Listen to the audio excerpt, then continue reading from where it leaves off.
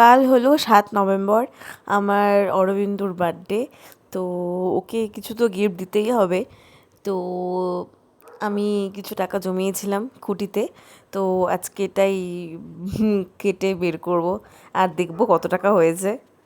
বিয়ের পর থেকে এই টাকাটা জমাচ্ছিলাম ওকে বার্থডে গিফট দেওয়ার জন্য। তো কিছুটা ওর টাকা, কিছুটা আমারও টাকা।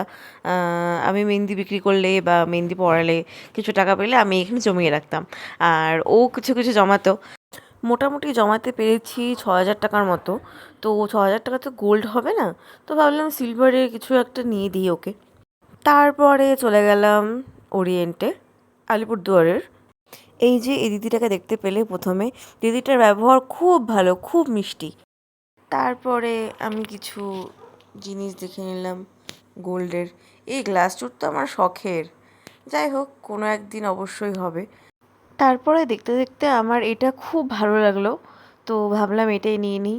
ওর তো খুব পছন্দ হবে, আর আমি ওকে যেটাই দিই ওর সেটা খুবই পছন্দ হয়, আর ও খুব যত্ন সহকারে পড়েও। আমার এত খুচরো নোটগুলো দেখে ওরাও সেই হাসাহাসি করছিল।